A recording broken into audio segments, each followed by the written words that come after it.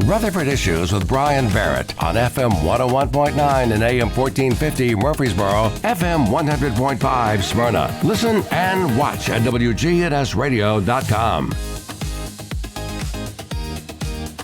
And Rutherford Issues is brought to you by Murfreesboro Medical Clinic and Surgery Center on Big GTV and fueled by our friends at Middle Tennessee Electric. You know, you can manage your account anytime with the MTE app, My MTE. Just search for that in the App Store. Reliable service and peace of mind from Middle Tennessee Electric, putting it all on the line for 90 years. We're going to check in this morning with James Price of the Better Business Bureau. And James, we're going to be talking about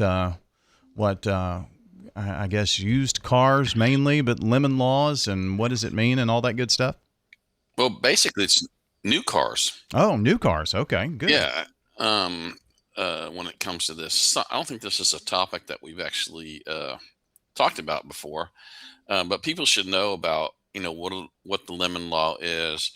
And BBB actually has a program called Autoline, and what the Autoline does is it acts as a way for consumers to work with car dealerships to make sure make sure you understand your rights and resolve vehicle disputes without going to court.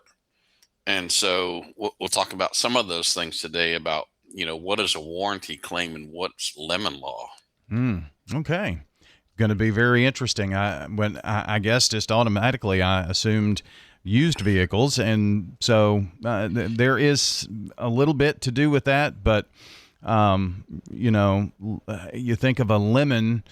My daughter wanted a new coffee maker, and so it was one of those things where, Dad, what do you think? So I said, let me take care of it. So I ordered one, and you plug it in and you try to brew the first cup of coffee and it sounds like a jackhammer going off. So, wow. That's just a quick, hey, Amazon, this didn't work, and they're going to send another one. But cars can be a little different, and we're talking about a $100 coffee maker, not a $50,000 car. Correct. Yeah. So basically, when your new or leased vehicle starts having problem, you start asking, well, should I file a warranty claim or do I have a lemon law case? And while both these options deal with vehicle defects, they serve different purposes along the way. And what you really need to know is, which path you can take to really save time, money, frustration over the whole ordeal of what's going on. And lemon laws vary from state to state. So let's just start out with, what's a warranty claim? A warranty claim, a vehicle warranty is manufacturer's promise to fix certain problems that arise within a specific time frame, mileage window. Typically, cars get 3 years, 36,000 miles, whichever comes first. If your vehicle stops working properly, maybe the transmission or the power steering goes out, and it's covered by the manufacturer's warranty, you should be able to take it to the dealership for repair at no cost, and that's your warranty. The features, though, they apply only during the warranty coverage period. They're resolved through authorized dealerships, and the manufacturer is obligated to repair the defect, not necessarily replace the car, but to fix the defect. Warranties are designed to address routine mechanical failures, and if the issue is fixable, a warranty claim is your best first step along the way.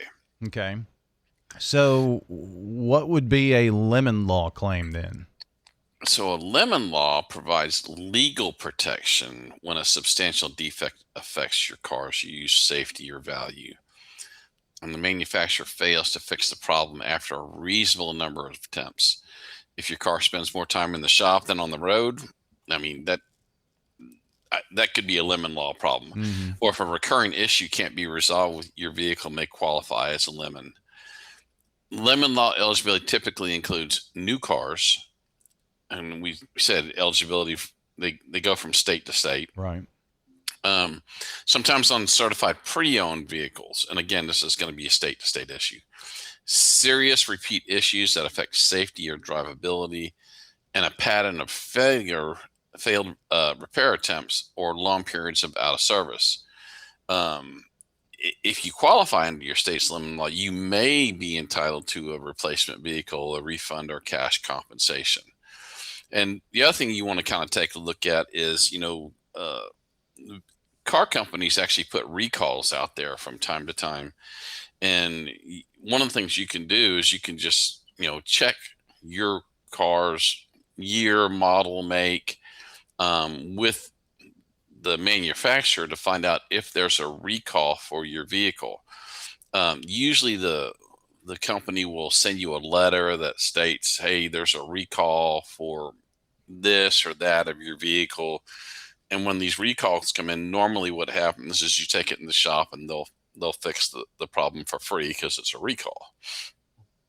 Okay, so you've explained the differences, or you've explained them separately.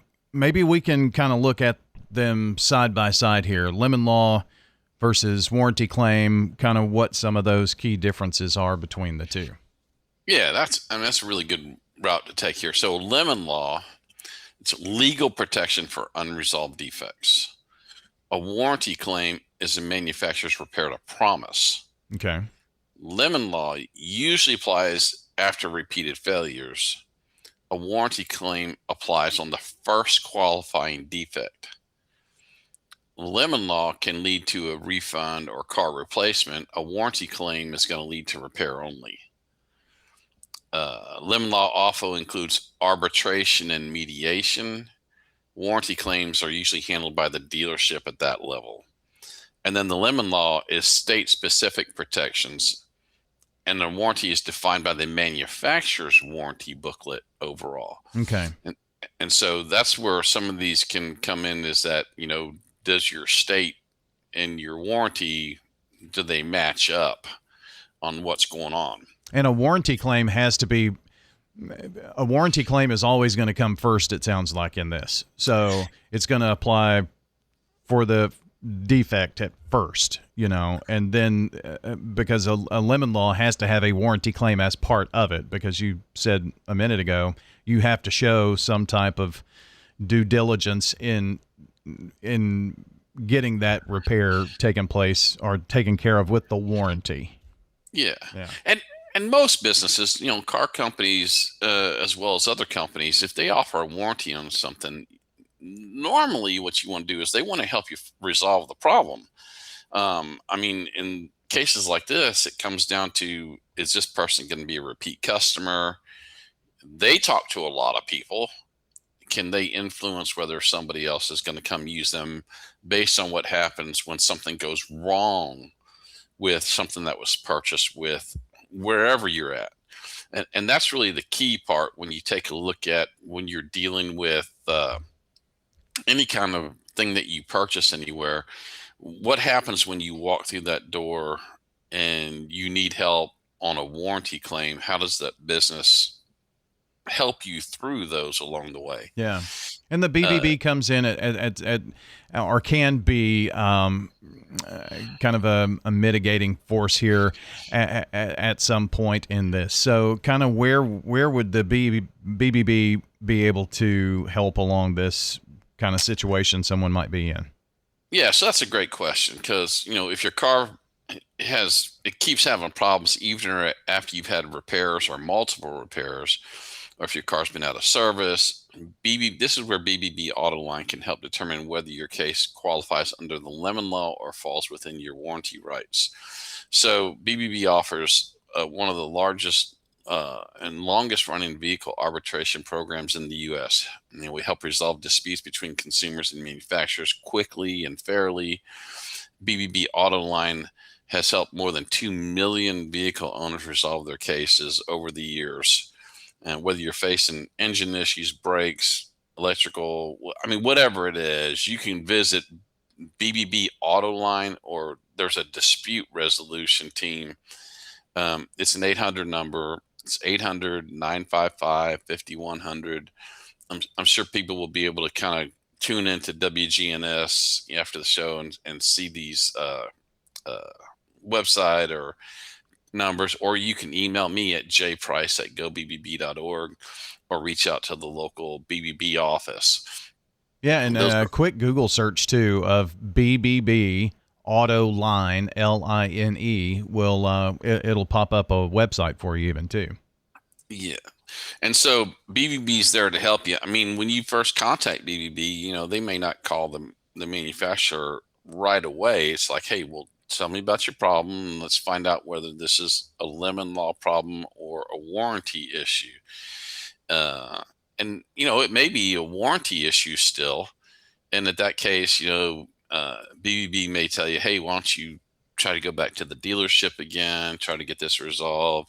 You can also file a complaint on BBB, and when you file a complaint, then the dealership will need to respond to that complaint overall, which it kind of goes back to what we've talked about for years is, if you're going to go out and you're going to make a major purchase, or any purchase as that goes, look up the company on bbb.org first and make sure that what's happened when things go wrong at that company, and are there complaints filed, and then how does the company handle the complaint.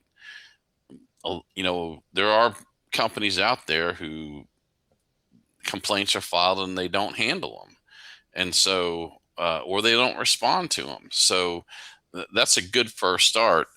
And then of course you can call bbb.org and kind of look into that.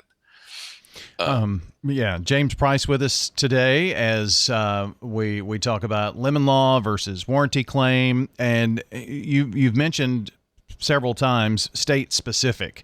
So is there anything about Tennessee specifically in the next 2.5, 3 minutes that we've got that we need to know about Tennessee's lemon law? Yeah. So there's time period for filing claims, 6 months following either the expiration of the warranty or 1 year following the original delivery to the consumer. To file in court, time does not run with the consumer while the consumer participates in an informal dispute settlement process. The other part is if you go to court, then you're taking BBB out of the picture. So, I mean, BBB is a better place to start than going to court, getting the legal system involved, hiring attorneys and that kind of stuff. You might be able to come to some kind of resolution with the dealership.